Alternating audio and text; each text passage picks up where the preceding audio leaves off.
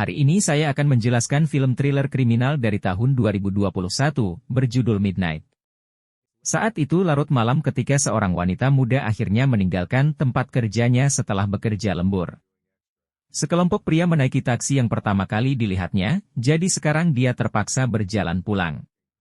Saat dia menempuh jalan yang gelap, dia didekati oleh sebuah van, dan pengemudinya, Dushik, menawarkan untuk mengantarnya pulang. Wanita itu menolak, tidak ingin masuk ke dalam mobil dengan orang asing, tetapi setelah berjalan sedikit lebih jauh, dia mendengar beberapa suara aneh. Dia berbalik dan menemukan pintu van terbuka dan suara seseorang menangis dan meminta bantuan keluar dari pintu itu. Namun, ketika dia mendekat dan mengintip, dia menemukan setumpuk pakaian dan tubuh seorang pria yang sudah mati, karena orang yang membuat suara-suara itu adalah Dushik yang sekarang menangkapnya dan menyeretnya ke dalam untuk membunuhnya sebelum dia bisa melarikan diri. Beberapa saat kemudian, setelah menelepon 911 dan berganti pakaian bersih, Dushik menerima dua petugas polisi sambil berpura-pura sangat tertekan. Dia menunjuk ke tempat di mana dia meninggalkan mayat-mayat itu dan berpura-pura menemukannya di sana secara tidak sengaja, dengan mengatakan bahwa ia melihat sekelompok pekerja menusuk wanita itu. Beberapa hari kemudian, Kim Kyung-mi bekerja di meja kerjanya yang biasa di bagian layanan pelanggan. Ia adalah seorang wanita muda yang tuli sehingga ia bertugas menerima panggilan dari pelanggan tunarungu dan bisu lainnya dengan berbicara kepada mereka menggunakan bahasa isyarat melalui panggilan video. Namun, seperti layanan pelanggan biasa, ada pelanggan yang tidak sopan yang memanggilnya dengan sebutan yang tidak pantas dan mengacungkan jari tengah. Setelah bekerja, ia pergi ke jamuan makan malam perusahaan meskipun ia tidak dapat ikut dalam percakapan. Semua pria di meja mengambil memanfaatkan ketuliannya untuk berbicara dengan cara yang kasar dan tidak pantas tentangnya, tetapi mereka tidak tahu dia bisa membaca gerak bibir, jadi sebagai balasannya, dia membalas dengan banyak hinaan yang mereka anggap sebagai pujian. Setelah itu, dia pergi menjemput ibunya yang tuli dari tempat kerjanya sendiri. Sebuah toko penjahit, menyelamatkannya dari hampir tertabrak sepeda berkat sensor suara di mobilnya. Ibunya sangat senang karena dia telah dibayar dengan baik bulan ini, dan sekarang mereka berdua dapat berlibur di pantai yang mereka inginkan.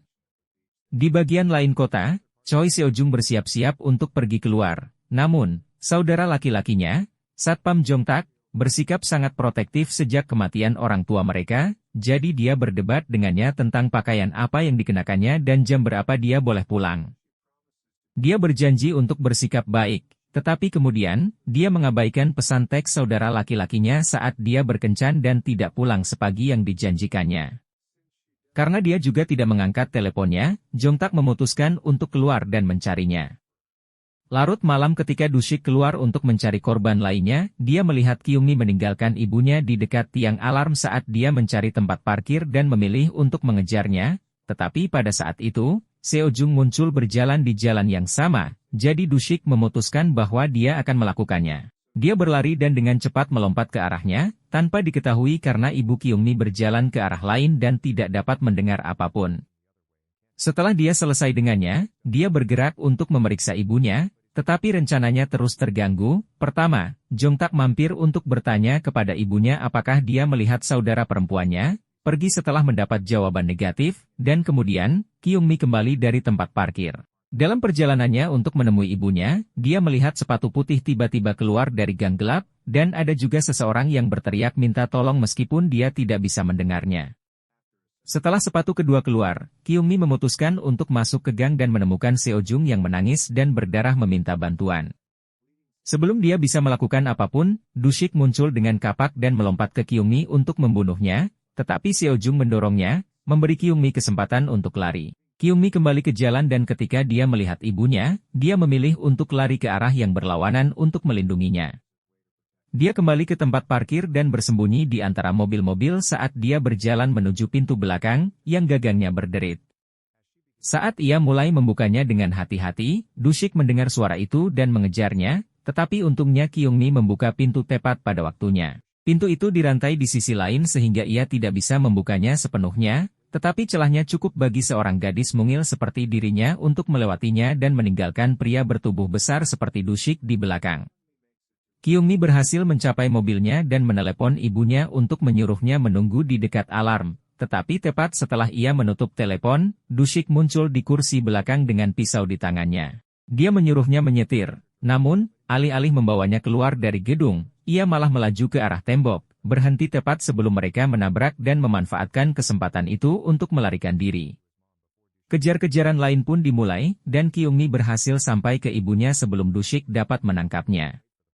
Namun, karena Kyungmi menekan tombol alarm, Dushik tidak dapat mendekat lagi, jadi sementara para wanita itu menunggu polisi, ia kembali ke mobil vannya. Setelah menyembunyikan tubuh Seojung di dalamnya, ia mengganti pakaian dan gaya rambutnya agar terlihat seperti pengusaha biasa, lalu mendekati para wanita itu dengan ekspresi riang.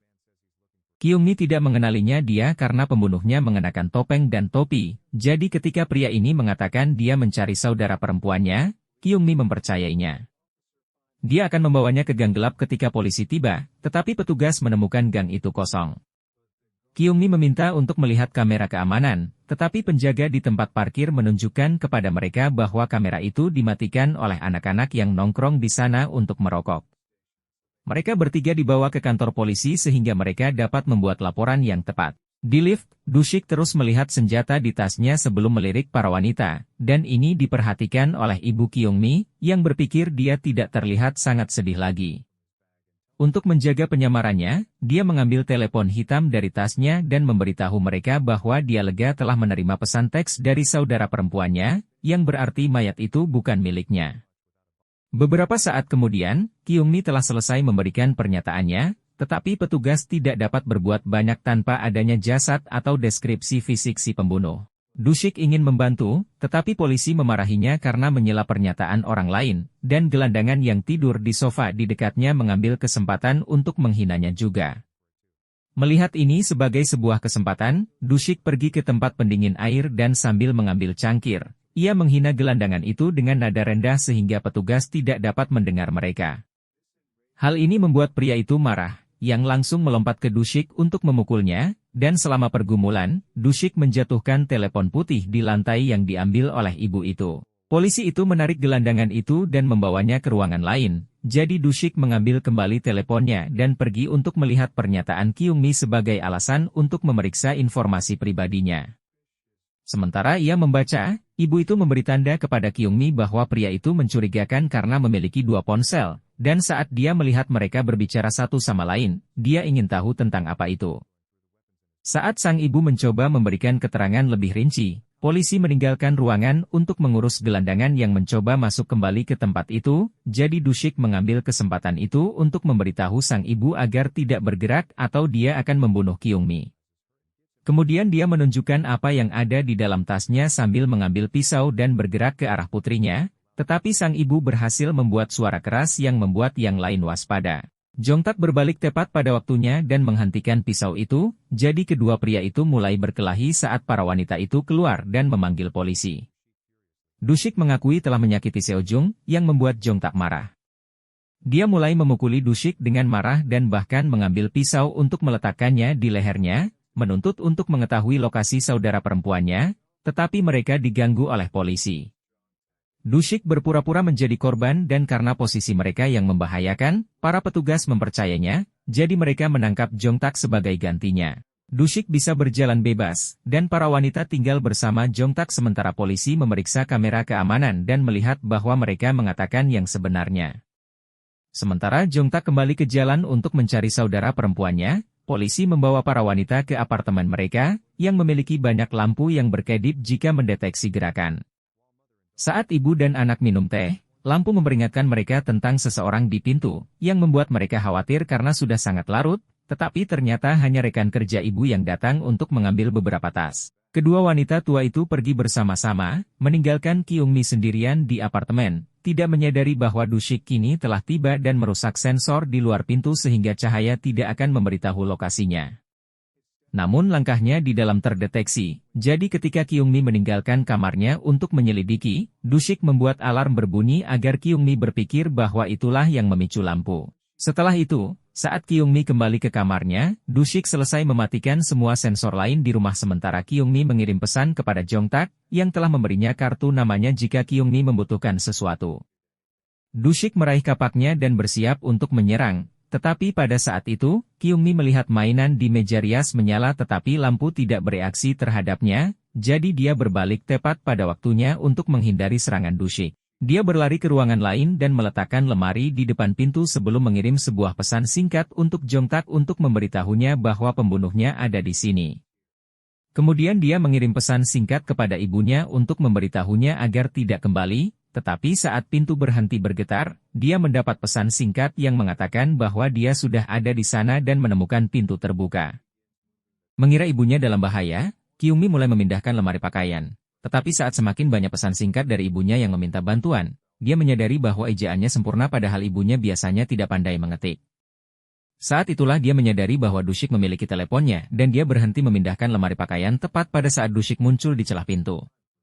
Ia mencoba meraih tangan Kyungmi. Tetapi Kyungmi berhasil menariknya kembali dan mengunci pintu di hadapannya. Namun, hal itu tidak menghentikannya lama-lama. Dushik mulai menghancurkan pintu dengan kapaknya untuk masuk ke dalam.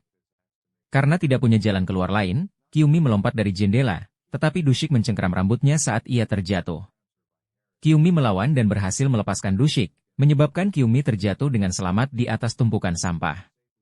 Kyungmi mulai berlari lagi dan Dushik mengejarnya. Tak lama kemudian Jongtak menemukan mereka dan ikut mengejar juga. Setelah berlari melewati puluhan blok, Dushik Kyungmi terpojok di area tertutup, dan ia hendak menyerang saat Jongtak tiba. Untuk mencegahnya memukulnya, Dushik menaruh pisaunya sendiri di lehernya dan mengancam akan bunuh diri, yang berarti Jongtak tidak akan pernah tahu di mana adiknya berada. Dengan Jongtak yang membeku di tempat, Dushik mengirim pesan singkat ke ponselnya dengan lokasi Seojung dan membuatnya memilih di antara kedua gadis itu. Jongtak meminta maaf kepada Kyungmi dan melarikan diri mencari Seojung di alamat yang diberikan kepadanya, rumah Kyungmi. Jelas, Dushik berbohong dan tempat itu kosong, dan Jongtak hanya bertemu dengan ibunya saat ia kembali.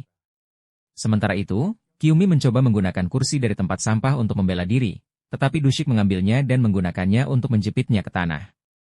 Saat ia menggunakan telepon untuk berbicara dengan Jongtak dan menyebutnya orang jahat karena telah meninggalkannya di sana, Kyungmi mengambil tanah dan melemparkannya ke wajah Dushik untuk memanfaatkan gangguan itu guna mendorongnya menjauh dan mulai berlari lagi. Saat ia mencapai jalan tempat van milik Dushik berada, ia melihat pintu terbuka dan Seojung keluar dari sana, meminta bantuan dengan pisau di tangannya. Sebagai seorang ibu dan Jongtak mencapai area tertutup dan mendapati tempat itu kosong, kedua gadis itu bersembunyi di sebuah gang, tepat di belakang tempat sampah. Kyungmi ingin Seojung menelepon 911, tetapi dia menolak karena dia dapat mendengar Dushik di dekatnya, yang telah menemukan tidak ada mayat di dalam mobil van, jadi Kyungmi memutuskan sebuah rencana. Dia menulis pesan di teleponnya untuk Seojung, menyuruhnya menelepon saudara laki-lakinya karena dia ada di dekatnya, sebelum memberikannya padanya dan mengambil pisau sebagai balasannya. Sementara Dushik berbalik, dia meninggalkan gang dan bersembunyi, hanya keluar lagi ketika si pembunuh hendak menemukan Seojung. Dia membuat suara aneh dengan mulutnya dan menggoyangkan penutup logam di dekatnya, dan begitu dia mendapatkan perhatian Dushik, dia menempelkan pisau ke lehernya, mengancam akan bunuh diri dan merampas kesenangannya. Dushik mengejarnya, dan setelah menekan alarm di tiang sekali lagi, Kyungmi mulai berlari, memulai kembali pengejaran di sekitar kota sementara Seojung menelepon saudara laki-lakinya untuk meminta bantuan. Dia dan ibunya pergi untuk menyelamatkannya dengan ambulans, dan Seojung memberitahu mereka arah yang dituju Kyungmi untuk menyelamatkannya. Kali ini, Kyungmi berlari menuju pusat kota, berharap dengan adanya lebih banyak orang di sekitar akan membuat lebih sulit untuk ditangkap.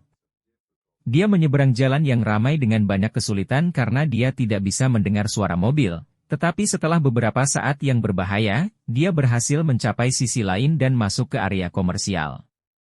Dia mencoba meminta bantuan orang-orang tetapi karena dia tidak bisa bicara, mereka mengabaikannya. Dushik semakin dekat sehingga dia tidak punya pilihan lain selain mengeluarkan pisau untuk membela diri, membuat semua orang mundur dalam lingkaran di sekitar mereka.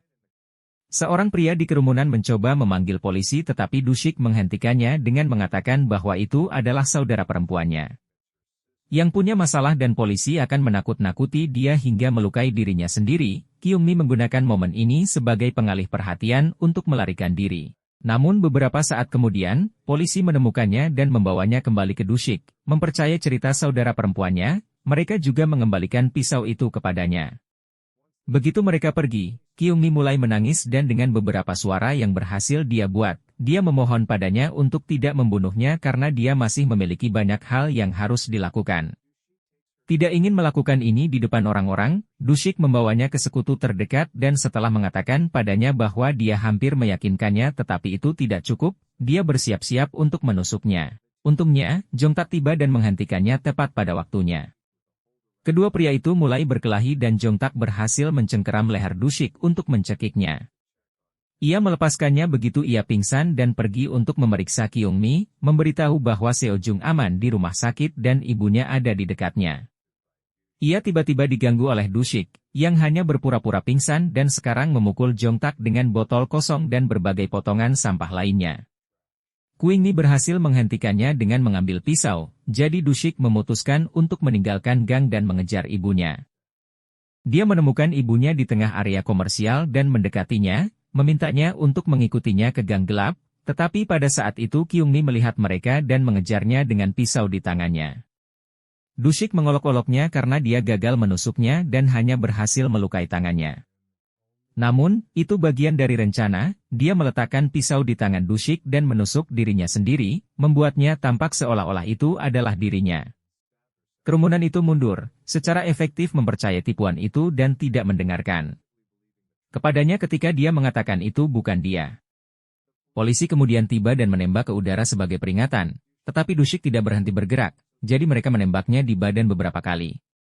Ini masih belum cukup, terutama karena Kyungmi memprovokasi Dushik dengan mengacungkan jari tengah. Tetapi ketika Dushik hendak mencoba lagi, Seojung datang dan menjatuhkannya ke tanah di mana ia akhirnya mati. Beberapa hari kemudian, Kyungmi dan ibunya pergi ke pantai untuk menikmati liburan yang mereka impikan. Seojung dan Jongtak juga bergabung dengan mereka, dan setelah menunjukkan kepada mereka bagaimana mereka telah belajar beberapa bahasa isyarat, mereka berempat berfoto bersama. Thanks for watching. Don't forget to subscribe. Tell me why you have to seem so distant when I'm holding you. Your fingertips are drifting away.